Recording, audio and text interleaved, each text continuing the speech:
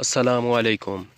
کسی زمانے میں ایک غیر مسلم نے اسلام قبول کیا تو اس سے پوچھا گیا کہ اسلام کی کس بات نے تجھے متاثر کیا؟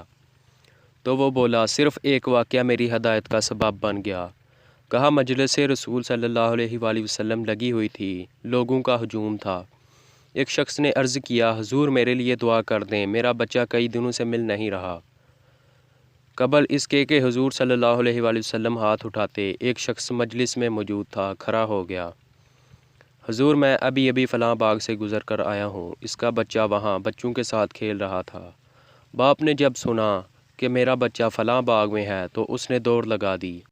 آپ صلی اللہ علیہ وآلہ وسلم نے فرمایا اس کو روکو، واپس بلاؤ۔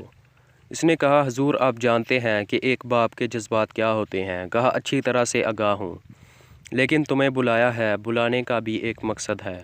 اس نے کہا جی حضور ارشاد فرمائیں۔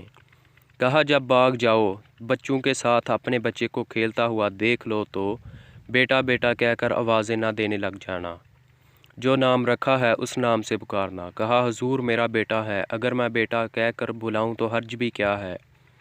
تو فرمایا تم کئی دنوں سے بچھڑے ہو، تمہارے لہجے میں بلا کا رس ہوگا اور تم نہیں جانتے کھیلنے والوں میں کوئی یتیم بھی ہو، اور جب تم اپنے بیٹے کو بیٹا کہہ کر پکارو گے تو اتنا میٹھا لہجہ ہوگا کہ اس کے دل پر چوٹ لگے گی اور کہے گا کاش آج میرا بھی باپ ہوتا تو مجھے بیٹا کہہ کر پکارتا۔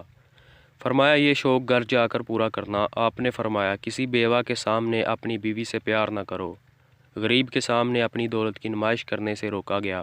حضور صلی اللہ علیہ وآلہ وسلم نے یہاں تک فرمایا کہ اپنے گوشت کی خوشبو سے اپنے ہمسائے کو تنگ نہ کرو۔